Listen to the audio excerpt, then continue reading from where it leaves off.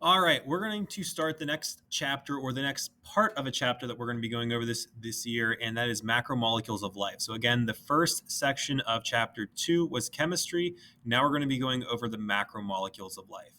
If you remember, we talked about the organization of life. We started very small with chemistry, with atoms moving up to molecules, things like compounds like water. We talked about different molecules just within chemistry. Now we're moving into the next larger set of molecules or next larger set of organization, and that is the macromolecules of life. So these are large scale molecules or molecules that have been put together. Before we get to those four molecules that we're going to be talking about, let's just kind of briefly remember that all life is made of elements. 96% of the elements that your body is made of is oxygen, carbon, hydrogen, and nitrogen. The other 4% are calcium, sulfur, potassium, phosphorus, and then there's a bunch of trace elements. And those trace elements basically are just very small amounts of certain elements that's going to add up to the whole. But 96%, so if you took out every single element in your body, 96% of them are oxygen, carbon, hydrogen, or nitrogen. You can see here again those elements, mostly oxygen, then carbon, hydrogen, nitrogen, and then again those trace elements that account for a very small percent of our total elements. All right, another concept I want you to understand is monomers versus polymers. A monomer is a single unit. You can see here, this is the monomer, and this is the polymer. This is the large, long chain of monomers. How I describe this is a single brick or a single block like in a wall, and this here is like the wall. So again, you have many bricks that make up a wall, just like many monomers make up a polymer. All right, so the four different macromolecules that we're going to be talking about this year are carbohydrates, proteins, lipids, and nucleic acids. We go over these in AP Bio a lot more in depth, but we still go over them, and this is actually what we just finished up. But the monomers, so again, think about these macromolecules being the polymer. The monomers are sugars for carbohydrates, amino acids for proteins, fatty acids for lipids, and nucleotides for nucleic acids. So again, these are the bricks, these are the walls. So a lot of sugars make up carbohydrates, a lot of amino acids make up proteins, so forth and so on. So the four macromolecules again are carbohydrates, proteins, lipids, and nucleic acids. I'm going to go over each one a little bit more in depth and then go over enzymes last in this chapter. So carbohydrates. Carbohydrates are made of carbons, hydrogens, and oxygens. The word saccharide we're going to see a lot in this chapter or in this section is just means sugar. Examples are like rice, pasta, bread, fruits. You know these, you eat these a lot. This is how we get our energy. Anytime you see the word ose, it means sugar. So like glucose, fructose, galactose, all those are sugars. Again, this is used for energy. The general formula for carbohydrates is C1H2O1. The general, like what we typically find these carbohydrates in is C6H12O6. So for every carbon, there's two hydrogens and one oxygen. And I always like showing students this because it makes sense then. Carbo, think carbon, so carbo, carbon. And then hydrate. When you think of hydrate, think of water, so H2O. So for every carbon, you can see there's a water molecule here. There are three classes of carbohydrates that we need to know about. You can see here the first class are monosaccharides. These are single ringed sugars. Fructose, glucose, and galactose are all these monosaccharides. Disaccharides are two sugars. You can see here we have two different sugars, two sugars, two sugars, and they're bonded together. Then we have our polysaccharides. These are our long chain carbohydrates. They have many sugars. You can see these have a ton of sugars. We are now going to move on to lipids. Lipids are made of carbons, hydrogens, and oxygens. You might remember that these are the same elements we find in carbohydrates, and they are, but we don't find them in the same ratio. So in carbohydrates, remember we find them in that 1 to 2 to 1 ratio. For every carbon, there's two hydrogens and an oxygen.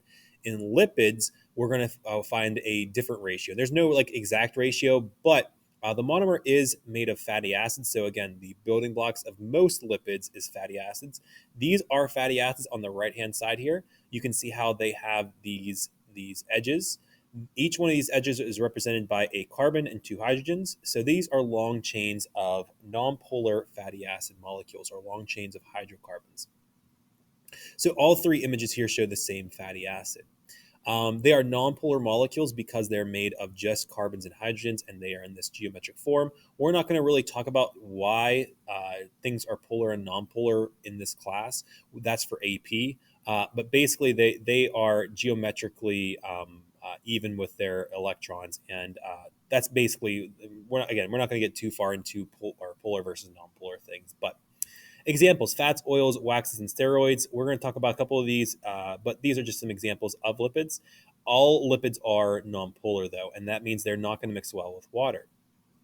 We call those substances a hydrophobic or water-fearing molecule, so they don't mix with water. Couple different types, three main types: phospholipids. So we have these phospholipids that are going to make up our cell membranes, and they form that phospholipid bilayer. We have fats, which are the three, you can see three fatty acid chains here. They are our long-term storage of energy. So when we eat a lot of food and we can't digest all of it and break it down instantly, we store some of it as triglycerides or fat molecules. And we have steroids. These have four rings. You can see here 1, 2, 3, 4, 1, 2, 3, 4. These rings are just they you can tell these are steroids by the four rings. And these are like hormones that your body uses for signaling. Nucleic acids. They are made of carbon, hydrogen, and oxygen, like we saw in lipids and in carbohydrates, but they also have nitrogen and phosphorus. The monomer here is a nucleotide, and they carry our genetic information for an organism. They carry what the instructions are to make for us, a human, for every other organism on Earth, just the genetic, like an information that makes that thing what it is. So two different examples I give you here is DNA and RNA. We also have ATP. I mentioned ATP. They are technically nucleotides, but we really don't go in depth with these types of nucleotides in this class. We wait until AP Bio to examine the differences between ATP and ADP as nucleotides. The three parts to a nucleic acid are the phosphate group. You can see right here, phosphate group right here. The sugar, you can see the sugar right here, and the base, or the nitrogen-containing base, you can see right here. So every nucleotide is going to be made of these three things: a phosphate group, a sugar, and a base. All right, proteins. Oh, by the way, with nucleic acids, let me go back with nucleic acids. With nucleic acids, I really don't spend a lot of time on nucleic acids just because we go over nucleic acids so much later on in the year that's not, we don't spend a lot of time with it here. We spend a lot of time with it when we talk about protein synthesis, genes, genetic information, things like that. All right, proteins. You can see carbon, hydrogen, oxygen, and nitrogen, sometimes sulfur. The monomer here is the amino acids. These are the amino acids are what makes up the protein. You can see here AA, these stand for amino acids. You can see how there's a long chain of amino acids. Now, there are 20 different types of amino acids, and they are held together by peptide bonds in a protein. Protein accounts for more than half of your dry mass of cells. So what that means is if we take out all the water, more than half of the dry weight, or what makes up you, is protein. So you're basically just a bunch of proteins. Globular. What that means is they have a 3D structure. They have a 3D shape of some sort, and we're going to talk about that a lot this year in a class. Something called structure determines function. So you can see the different. These are just like representations of what the amino acids are. But you can see there is a different sequence of the amino acids for the protein. Each amino acid is going to be made of a carbon, a hydrogen, an amino group, which is an NH2 group, a carboxylic group, which is a COOH, and then we have these side chains. Now it says R. If you might realize there's no element of R. What that means is there's just some molecule, or there's some like couple elements, atoms here that make up. It's called the remainder group, but it makes up each amino acid. And there's 20 different types of these. So each amino acid will have this top structure, but each amino acid will have a different side chain. Let me show you what that looks like. So you can see here, each amino acid has the top that's exactly the same. So if you go down this row, every single one of them is exactly the same, but the bottom part here is different. You can see here, each part here is different. Each amino acid has a name. You can see glycine, alanine, valine, and then some abbreviations. You can see VAL for valine, or leucine, LEU. Right, the next concept we're going to talk about are enzymes. All enzymes are proteins, but not all proteins are enzymes. Let me say that again. All enzymes are proteins, but not all proteins are enzymes. Enzymes are a major class of proteins that you have in your body. You have thousands of these enzymes just in your body. These enzymes usually end in the suffix ase, so ASE. That's compared with ose that's found in sugars. They have a globular shape and a 3D complex structure, which means they're just globular. You might see like an image like this where it has the diagram of an enzyme, which makes you think like, oh, it's 2-dimensional or it's flat, but no, these are 3-dimensional. Think 3D. They're globular and they're reusable. I always give the example of scissors. Scissors are kind of like an enzyme. They have a globular shape and they're specific to one type of thing. Scissors are really good at cutting paper, but they're really not good at cutting like cars in half. That takes a different tool. So enzymes are going to really work well on one thing and not all things. Okay, so let me explain a little bit more in depth here. So what do enzymes do? The first thing enzymes do is they can break substances apart. So you can see here this substrate is going to come in, bond with the enzyme, and they're going to be broken apart, or they can join things together. So you can see here these two monomers are going to be put together to form a polymer. All right. So they do one of two things: they break things down or they build things up. A couple different terms that we need to know here: a substrate, the molecule that the enzyme is working on. So if let's talk about scissors. I'm going to pull some scissors out here. Scissors. If this is the enzyme and we have a piece of paper, the paper is the substrate, while this is the enzyme. The active site, this is the specific region where the enzyme is going to attach to the substrate. So like right here on the scissors would be the active site. That's the location where the substrate is going to fit into the enzyme. And again, these are specific. Like this is really bad at cutting like a can of soda. It's just not going to work because this doesn't work well with this. Paper, however, works perfectly. The enzyme substrate complex. This is what happens when the substrate bonds specifically to the enzyme. Okay, so this would be like the enzyme substrate complex. And the product, that's when we cut this in half. The product is what is left. So in this specific case, the scissors are like an enzyme that breaks things down because we have two then from our that are split in two. So again, we can see this diagram. We have our substrate, we have our active site.